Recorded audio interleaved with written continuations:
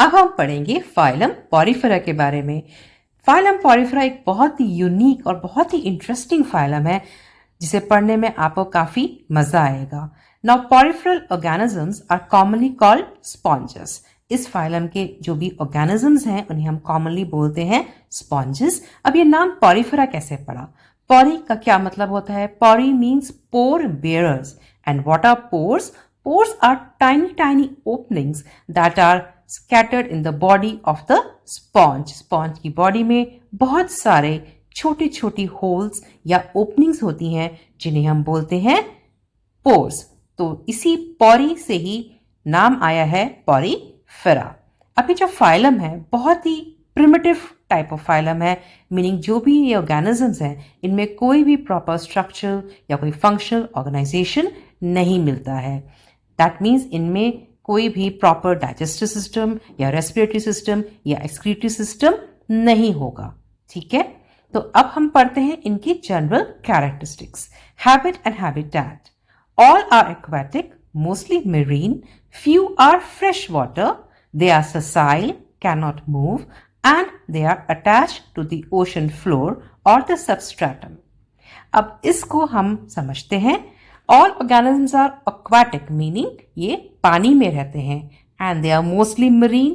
Marine का मतलब they are usually found either in oceans or seas, and few are found in fresh water. And they are sessile. Sessile का क्या मतलब होता है? That means they cannot move. एक जगह से दूसरी जगह ये मूवमेंट नहीं करते हैं। They are attached to the ocean floor or the substratum. Ocean floor से ये चिपके होते हैं, फिक्स्ड होते हैं, and they can not move from one place to another. So I hope this point is clear.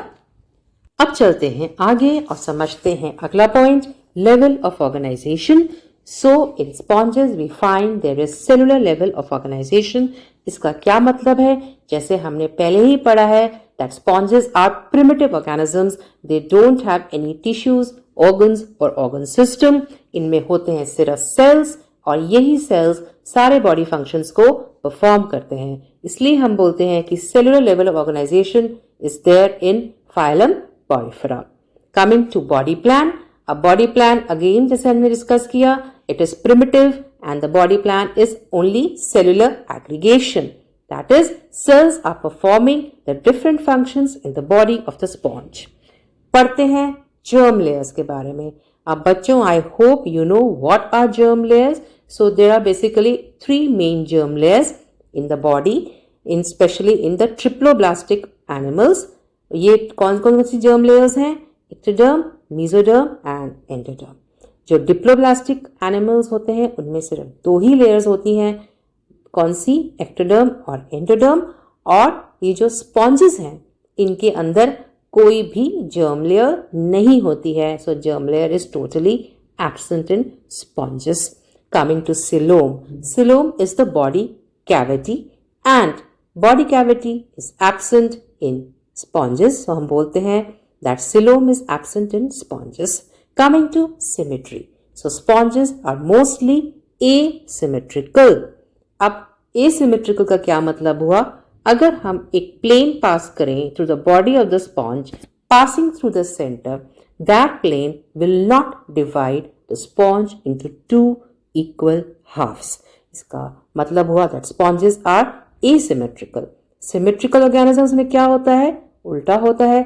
अगर हम एक plane उसके सेंटर ऑफ द बॉडी से पास करेंगे तो ये प्लेन उसकी बॉडी को दो इक्वल पार्ट्स या हाफ्स में डिवाइड करेगा, तभी हम बोलते हैं कि organism is symmetrical. So sponges are mostly asymmetrical. ठीक है, नेक्स्ट पॉइंट आता है नोटोकॉर्ड का। अब नोटोकॉर्ड क्या होता है? एक रॉड लाइक स्ट्रक्चर होती है जो हायर एनिमल्स में पाई जाती है, but in sponges there is no notochord present. Next point, segmentation. There is no segmentation in phylum Porifera. Segmentation is totally absent. ठीक है, so ये जो सारे points हैं ये बहुत ही important points हैं and these are the basis of classification of animals in the animal kingdom. Her phylum में repeatedly हम यही वाले points बार बार पढ़ेंगे। तो अगर आपको ये points के बारे में और deeply और depth में अच्छे से समझना है तो इसका एक डेडिकेटेड वीडियो आप ज़रूर देखिए and then after studying all these points आपके लिए बहुत ही ईजी हो जाएगा हर एक फाइलम को समझना और उनकी कैरेक्टरिस्टिक्स को लर्न करना और एग्जाम्पल्स को याद करना बहुत ही ईजी और सिंपल हो जाएगा। So these are some of the main characteristics of phylum Porifera. जल्दी से एक बार रिवाइज करते हैं। लेवल ऑफ ऑर्गेनाइजेशन क्या है? Cellular, body plan, cellular aggregation, germ layer, no germ layers are there, absent, coelom, absent, symmetry, asymmetrical, notochord, absent, segmentation, absent। अब आगे बढ़ते हैं और पढ़ते हैं एक बहुत ही इंपॉर्टेंट और कैरेक्टरिस्टिक फीचर जो स्पॉन्जेस में होता है and that is the water canal system. Alright, now children, we have already discussed that there are numerous minute pores in the body of the sponge। पर ये छोटे छोटे openings या holes क्यों हैं sponge की body में? ये इसलिए हैं so that the water can enter into the body of the sponge। So these minute pores which are called ostia are there in the body of the sponge for water entry। So ये नाम जरूर याद रखिएगा, ostia, बार बार ये exams में भी आता है। अब वाटर एंट्री की क्यों ज़रूरत है? अब हमें पता है कि स्पॉन्ज तो एक प्रिमिटिव ऑर्गेनिज्म है, ना ही उसमें कोई डाइजेस्टिव सिस्टम है, रेस्पिरेटरी सिस्टम है, ना ही उसमें कोई एक्सक्रीटरी सिस्टम है। तो उसके बॉडी के फंक्शंस कैसे होंगे, मतलब वो कैसे जिएगा? कुछ तो सिस्टम चाहिए। तो ये जो है, ये जो प्रोसेसेस हैं, ये कैसे होते हैं? ये वाटर की हेल्प से होते हैं।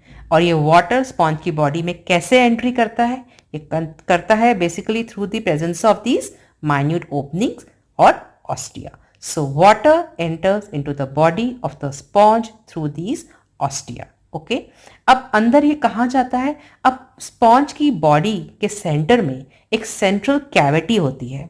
उस कैविटी को हम बोलते हैं स्पॉन्जोसील। क्या बोलते हैं? Spongocoel. So the water enters through the ostia and goes inside the spongocoel, that is the space inside the body of the sponge। It is actually like a central cavity। ठीक है, अब पानी spongocoel के अंदर पहुंच गया। अब वहां पे क्या करेगा? अब ये पानी ना एक जगह रुका हुआ नहीं होता।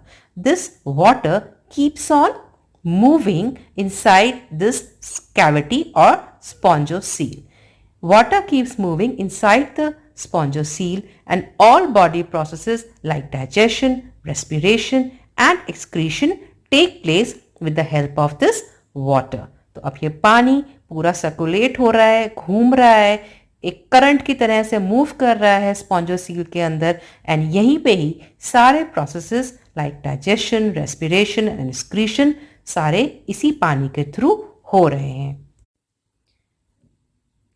तो अब तक हमने पढ़ा है वाटर कैनाल सिस्टम के दो इंपॉर्टेंट फीचर्स। एक तो हो गए ostia, that are the tiny holes जिनके थ्रू पानी अंदर आ रहा है। ठीक है, और दूसरी चीज हमने पढ़ी central cavity, that is the spongocoel, जिसमें पानी इकट्ठा हो रहा है एंड फिर घूम रहा है चारों तरफ। ठीक है, और यहीं पे सारे प्रोसेसेस हो रहे हैं। अब एक थर्ड इंपॉर्टेंट पार्ट है वाटर कैनाल सिस्टम का, जो है कॉलर सेल्स और choanocytes। Now what are these cells? The collar cells or the choanocytes, they line the spongocoel। मतलब स्पॉन्जोसील के आसपास एक ये लेयर बनाते हैं। और ये कॉलर सेल्स में क्या इंपॉर्टेंट फीचर होता है? They are flagellated cells. इसमें छोटे छोटे हेयर लाइक स्ट्रक्चर होते हैं जिन्हें हम बोलते हैं फ्लैजिला एंड इनकी वजह से ही जो पानी है वो मूव करता रहता है inside the spongocoel. So collar cells are flagellated cells that help in the movement of water inside the spongocoel. और ये कॉलर सेल्स और कॉनोसाइट्स जरूर याद रखना, बिकॉज एग्जाम्स में रिपीटेडली इनके बारे में क्वेश्चंस आते हैं। ठीक है, तो अब हमने ऑस्टिया पढ़ लिया, स्पॉन्जोसील पढ़ लिया और अब हमने पढ़ा है कॉलर सेल्स के बारे में। अब एक और जो लास्ट इंपॉर्टेंट पार्ट है वो है ऑस्क्यूलम। अब ये ऑस्क्यूलम क्या चीज है? ये एक बड़ी सी लार्ज ओपनिंग होती है स्पॉन्ज के टॉप पार्ट में। अब बच्चों ये जो ऑस्टिया है ना, ये बेसिकली वन वे गेट्स हैं। तो पानी ऑस्टिया के थ्रू अंदर तो आएगा पर ऑस्टिया के थ्रू बाहर नहीं जा सकता। ठीक है, ये पानी एक ही रूट के थ्रू बाहर जाएगा and that is the osculum. And what is the osculum? It is the single large opening that is present at the top part of the sponge और इसी के थ्रू पानी बाहर जाएगा। अब देखो सारे प्रोसेसेस हो रहे हैं इस वाटर के अंदर, एक्सक्रीशन, रेस्पिरेशन, डाइजेशन, तो कुछ तो वेस्ट प्रोडक्ट्स भी बनेंगे। तो इस वेस्ट प्रोडक्ट्स जो पानी में आएंगे उसको बाहर जाना होगा। तो कैसे जाएगा बाहर? वो जाएगा ऑस्कुलम की मदद से। ऑस्कुलम के थ्रू ये जो वेस्ट वाटर है ये स्पॉन्ज की बॉडी से बाहर निकल जाएगा। तो वाटर कैनाल सिस्टम कैसे ऑपरेट हुआ? पहले वाटर आया बाहर से ऑस्टिया के थ्रू, वहां कहाँ गया? सेंट्रल कैविटी स्पॉन्जोसील में। स्पॉन्जोसील में सारी एक्टिविटीज होने के बाद वेस्ट वाटर गया ऑस्कुलम में और ऑस्कुलम से हो गया बाहर। So this whole process is the water canal system. It is a very unique and a very characteristic feature of sponges. So what are the functions of the water canal system बच्चों? इनके main function क्या है? Digestion, respiration, excretion and transfer of gametes. तो ये हमने पहले भी बात की थी कि ये सारे functions इसीलिए possible होते हैं because of the water canal system. और इसी water canal system की वजह से ही हम sponges को filter feeders भी बोलते हैं। एक बहुत इंपॉर्टेंट टर्म है, इसको याद रखना। जैसे कि हमारे घर में वाटर फिल्टर होता है उसी की तरह से ही इन स्पॉन्जेस भी ये वाटर कैनाल सिस्टम की वजह से फिल्टर फीडर्स कहलाते हैं। वाटर को फिल्टर करते हैं और ये सारे प्रोसेसेस इनकी बॉडी में हो पाते हैं। अगला कैरेक्टरिस्टिक फीचर बच्चों पढ़ते हैं वो है स्केलेटन सपोर्टिंग स्ट्रक्चर्स। अब हमारी बॉडी में आपको पता है we have got a skeleton and that is made of bone and cartilage, but in sponges इनका जो skeleton supporting structure है that is not made of either bone or cartilage, it is made up of calcium or silicon spicules और spongin fibers। कुछ spicules से बना होता है जो कैल्शियम या सिलिकॉन के बने होते हैं, या फिर स्पॉन्जिन फाइबर से बना होता है जो कोलेजन या प्रोटीन से बने होते हैं। तो इस फिगर में भी आप देख रहे हो कुछ इरेगुलर शेप्ड पॉइंटी स्ट्रक्चर्स आपको दिख रहे हैं और ये हैं पॉरिफेरा या स्पॉन्जेस में skeleton supporting structures made of spicules and spongin fibres. आगे बढ़ते हैं और पढ़ते हैं physiology in phylum porifera. So like we have discussed before, sponges have got cellular level of organization that is very primitive. There is no tissues or there are no organs and organ systems in phylum porifera. बहुत ही primitive organisms हैं, सिर्फ इसमें cells मिलते हैं, कोई tissues, कोई organs, कोई organ systems नहीं होते हैं. So you will not find a digestive system, respiratory system, circulatory और excretory system. अब एक point जो NCERT में जरूर mention किया है related to digestion and that is intracellular digestion. Phylum porifera या sponges में intracellular digestion होता है. Food enters the cells and digestion is taking place inside the cells. In human beings, digestion is extracellular where enzymes are released from the cells which digest the food in the gut. अब इस point को समझते हैं कि intracellular का क्या मतलब होता है. अब जैसे जो फूड के जो पार्टिकल्स हैं वो सेल्स के अंदर डायरेक्टली ही चले जाते हैं, डायरेक्टली अंदर घुस जाते हैं और सेल्स के अंदर ही डाइजेशन टेक प्लेस कर रहा है. इंट्रा मतलब इनसाइड, सेलुलर मतलब cell, inside the cell. Digestion is taking place inside the cell in phylum Porifera.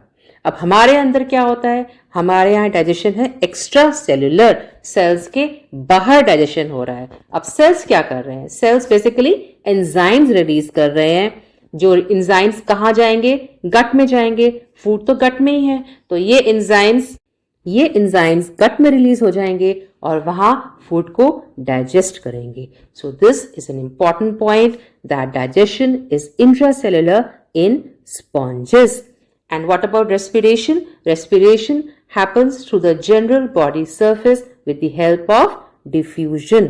जितने भी lower या primitive organisms होते हैं उनमें lungs तो होती नहीं है. Respiration कैसे होगा? Body surface के through he via diffusion respiration will take place. अब हम पढ़ेंगे reproduction के बारे में. तो ये 3 words आपको हमेशा याद रखने हैं. Hermaphrodite, bisexual या मोनोइशियस. इन तीनों वर्ड्स का मतलब एक ही होता है, that sexes are not separate in sponges. आपको मेल स्पॉन्ज और फीमेल स्पॉन्ज नहीं मिलेगा। Both male and the female gametes are found in a single organism. Like you have a male cockroach or a female cockroach, you will not have a male sponge or a female sponge. Hence, it is also called hermaphrodite, bisexual या monoecious organism. अब reproduction के दो तरीके हैं, asexual reproduction with the help of fragmentation and sexual reproduction with the help of gametes. Okay? Coming to fertilization, that is internal in sponges. And the development is indirect development via larval stages, जिसकी organism की development में larval stage आ जाती है, हम इसको indirect development बोलते हैं। अब ह्यूमन बींग्स में क्या होता है, क्या हमारी कोई लार्वल स्टेज होती है? नहीं होती है ना, इसलिए हमारा डेवलपमेंट होता है डायरेक्ट डेवलपमेंट। स्पॉन्जेस में कैसा होता है? Indirect development through larval stages. ठीक है, तो ये हुआ रिप्रोडक्शन, फर्टिलाइजेशन और डेवलपमेंट। अब पढ़ते हैं examples of phylum Porifera. 3 examples दिए हुए हैं एनसीईआरटी में, बहुत ही इंपॉर्टेंट हैं और बार बार क्वेश्चंस इनमें से आते हैं। तो ये 3 एग्जाम्पल्स हैं, Euspongia also called common bath sponge, Spongilla और fresh water sponge and Sycon और स्काइफा। सो इनके scientific names and common names दोनों आपको याद करने हैं एंड हर फाइलम में एग्जाम्पल्स याद करना बहुत ही जरूरी होता है, बिकॉज इन्हीं एग्जाम्पल्स से भी क्वेश्चंस बार बार आते हैं। तो ये तीनों एग्जाम्पल्स याद रखो बच्चों, Euspongia, Spongilla and Sycon. चलिए करते हैं रिवीजन फाइलम पॉरीफेरा या स्पॉन्जेस की। Porifera are multicellular, mostly marine, sessile and asymmetrical animals. Porifera बहुत सारे सेल से बने हुए हैं। They are mostly marine, that means they live in water, mainly seas and oceans. Sessile हैं, एक जगह पे फिक्स्ड हैं एंड एसिमेट्रिकल एनिमल्स हैं, इनकी बॉडी में कोई सिमेट्री नहीं होती है। They exhibit cellular level of organisation and have a water canal system for feeding, respiration and excretion. इनकी बॉडी बहुत ही प्रिमिटिव है और इनमें सिर्फ सेल्स ही होते हैं जो बेसिक फंक्शंस परफॉर्म करते हैं। कोई भी टिश्यूज, ऑर्गन्स या ऑर्गन सिस्टम्स नहीं मिलते हैं। इनका जो वाटर कैनाल सिस्टम है that is responsible for feeding, respiration and excretion. They have pores on their body called ostia through which water enters into a central cavity called spongiocele and exits through osculum. जो tiny pores होते हैं ostia, उसके through पानी अंदर जाता है और एक सेंट्रल कैविटी में इकट्ठा होता है, दैट इज कॉल्ड स्पॉन्जियोसील। जो वेस्ट वाटर है वो ऑस्क्यूलम के थ्रू बॉडी से बाहर हो जाता है। Special cells called choanocytes which are flagellated collar cells help in feeding, respiration and waste removal. ये जो स्पेशल सेल्स होते हैं क्वानोसाइट्स और कॉलर सेल्स, ये एक करंट क्रिएट करते हैं स्पॉन्जियोसील में, जिससे वाटर मूव करता रहता है एंड सारे processes like feeding, respiration and waste removal होते हैं। डाइजेशन इज इंट्रासेलुलर, सेल्स के अंदर होता है and the body is supported by spicules और spongin fibres. They are hermaphrodites and reproduce both asexually by fragmentation and sexually with internal fertilization. Fertilization is internal and larval stages are morphologically different from adults. Indirect development. हमने already discuss किया है that sponges are bisexual, meaning that male and female sexes are not separate. They reproduce both asexually. Asexual reproduction होता है fragmentation के through and sexual reproduction होता है gametes के through with internal fertilisation. क्योंकि sponges में लार्वल स्टेजेस होती हैं जो अडल्ट से डिफरेंट होती हैं, इसलिए हम इसको इनडायरेक्ट डेवलपमेंट भी बोलते हैं। एग्जाम्पल्स हैं फाइलम पॉरीफेरा के साइकॉन और स्काइफा, स्पॉन्जिला एंड यूस्पॉन्जिया। होप आपको फाइलम पॉरीफेरा अच्छे से समझ आ गया होगा और आपको पढ़ने में मज़ा भी आया होगा। अब नेक्स्ट हम पढ़ेंगे फाइलम सीलेंट्रेटा या नाइडीरिया।